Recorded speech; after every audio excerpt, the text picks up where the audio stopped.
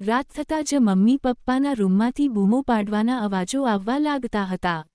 એકવાર મેં વિચાર્યું કે હું જઈને જોઉં કે તે બંને કઈ વાત પર લડી રહ્યા છે. મમ્મી પપ્પાનો રૂમ મારા રૂમની બાજુમાં જ હતો અને મારા રૂમમાં એક બારી હતી જે સીધી તેમના રૂમમાં ખુલતી હતી.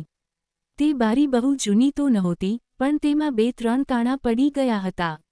મેં એ જ કાણામાંથી અંદર જોવાની કોશિશ કરી તો જોયું કે પપ્પા મમ્મીને કંઈક કરવા માટે કહી રહ્યા છે, પણ મમ્મી ના પાડી રહી હતી. અચાનક પપ્પાએ મમ્મીને કંઈક એવું બતાવ્યું કે તે ના પાડી શકી નહીં અને પપ્પાને સાથ આપવા લાગી.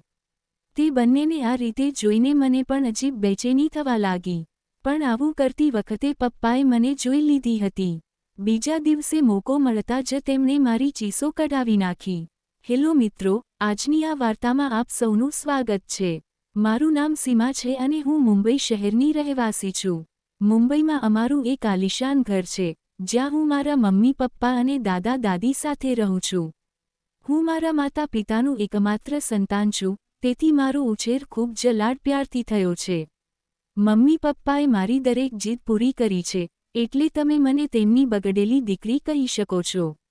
મારી ઉંમર 16 વર્ષની છે, પરંતુ મારું શરીર જોઈને કોઈ માનશે નહીં કે હું આટલી નાની ઉંમરની છોકરી છું. મારું શરીર 25 વર્ષની યુવતી જેવું દેખાય છે. મને લેટ નાઇટ પાર્ટી કરવાની આદત હતી અને 15 વર્ષની ઉંમરથી જ મને મોજ મસ્તીની આદત પડી ગઈ હતી. અમારા ઘરમાં 5-6 રૂમ છે. એક રૂમમાં મમ્મી પપ્પા રહે છે, બીજામાં દાદા દાદી અને ત્રીજા સુંદર રૂમમાં હું રહું છું. મારા પપ્પાની ઉંમર 40 વર્ષ છે અને મમ્મી 35 વર્ષની છે. બંનેના લગ્ન નાની ઉંમરે થઈ ગયા હતા, તેથી તેઓ ખૂબ જ યુવાન દેખાય છે. પપ્પા મોટા બિઝનેસમેન છે અને મમ્મી ઘરના કામમાં અને દાદા દાદીની સેવામાં વ્યસ્ત રહે છે. મેં નોંધ્યું હતું કે મમ્મી પપ્પાને પૂરતો સમય આપી શકતી નથી, જેના કારણે તેમની વચ્ચે અવારનવાર ઝઘડા થતા હતા. એક રાત્રે અમે જમીને સૂવા ગયા ત્યારે ફરી મમ્મી પપ્પાના રૂમમાંથી લડવાનો અવાજ આવ્યો. મેં મારા રૂમની બારીના કાણામાંથી જોયું. પહેલાં તો મને કંઈ દેખાયું નહીં, પણ જ્યારે મેં મારા રૂમની લાઇટ બંધ કરી ત્યારે અંદરનો નજારો જોઈને મારા શરીરમાં કરંટ દોડી ગયો. પપ્પા મમ્મીને કંઈક કહી રહ્યા હતા અને મમ્મી પહેલાં ના પાડતી હતી, પણ પછી પપ્પાએ કંઈક બતાવ્યું એટલે મમ્મી માની ગઈ. લગભગ 1 થી 2 કલાક સુધી બધું ચાલ્યું. એ જોઈને મને પણ ઊંઘ નહોતી આવતી અને હું પણ કંઈક એવું જ ઈચ્છતી હતી. બીજા દિવસે સવારે મમ્મીએ બૂમ પાડી, સીમા બેટા ઉઠ, 7 વાગી ગયા છે, કોલેજ નથી જવું?